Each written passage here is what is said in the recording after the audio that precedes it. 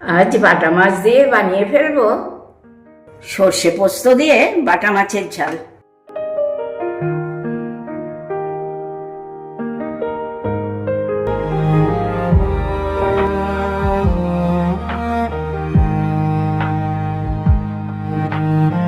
তোমাদের কি মনে হয় দুপুরের মেনুতে এরকম বাটা মাছের ঝাল থাকলে আর কি কিছু লাগবে?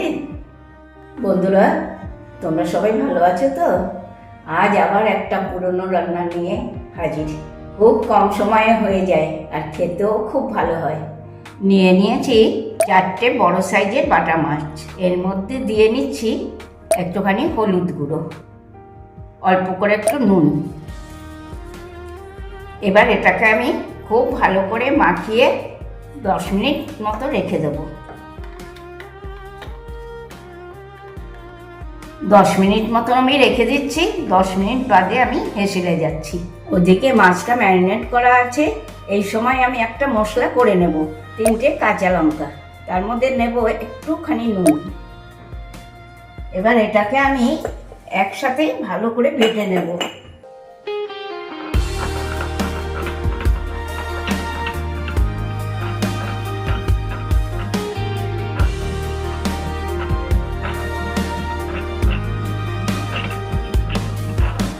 দেখো লঙ্কাটা কি সুন্দর করে বাটা হয়ে গিয়েছে। এবার আমি একটা বাটির মধ্যে নিয়েছি বড় চামচের 1 চামচ পোস্ত, 1 চামচ সর্ষে। একসাথে করে আবার বেটে নেব। তোমরা কিন্তু অবশ্যই সাদা সর্ষে দিয়ে করবে। সাদা সর্ষে দিয়ে করলে খুব ভালো হয়।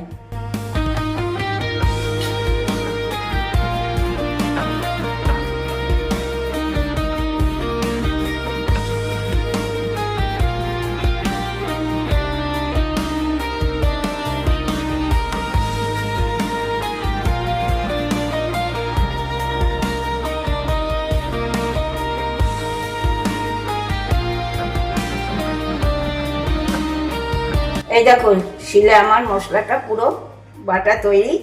এবার আমি একটা বাটিতে এটা তুলে নেব।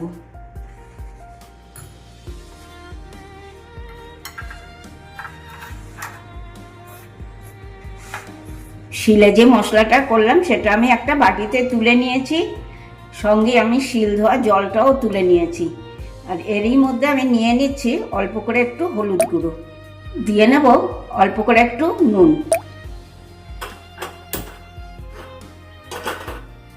কড়াটা গরম হয়ে উঠেছে। এই সময় আমি দিয়ে দিচ্ছি কিছুটা সর্ষের তেল।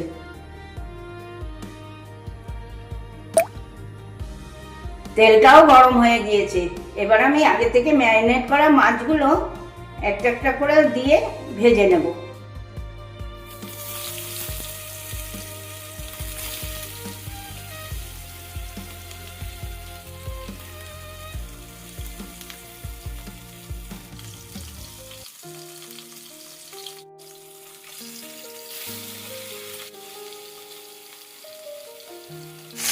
মাছটা 2 পাশে ভাজা হয়ে গিয়েছে। এবার আমি মাছগুলোকে তুলে নিচ্ছি।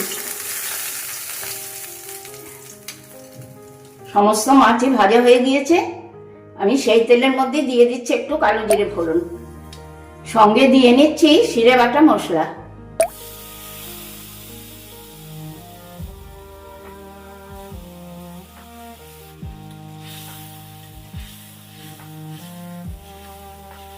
এই দেখো অল্প অল্প ফুটে উঠেছে। এই সময় দিয়ে নেব আমি পরিমাণ মতন একটু জল।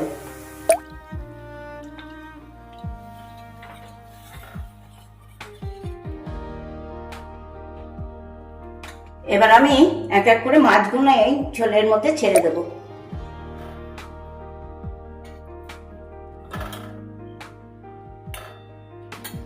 মাছটা ফুটতে শুরু করেছে। এই সময় আমি দিয়ে নেব কিছুটা ধনেপাতা কুচি।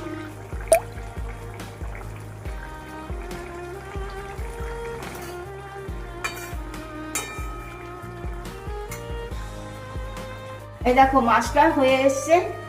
এই সময় আমি একটু কাঁচা সর্ষের তেল দিয়ে এটাকে নামিয়ে নেব।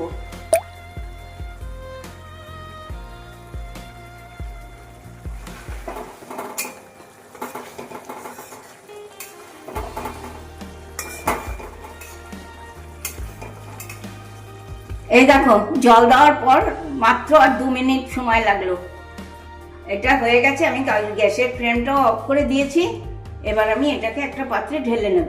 কি বন্ধুরা, কত কম সময়ের মধ্যে বানিয়ে ফেললাম না বাটা মাছের ঝাল রেসিপিটা? তোমাদের ভালো লেগেছে তো?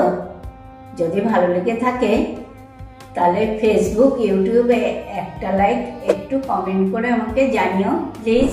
সঙ্গে শেয়ারও করা চাই, কিন্তু ভুলে যাওনি নিশ্চয়ই। মুখার্জি কিচেন। আর আজকে আসি, টাটা, বাই বাই। তোমরা সবাই ভালো থেকো, সুস্থ থেকো। নেক্সট দিন আবার চলে আসবো নতুন নতুন রেসিপি নিয়ে।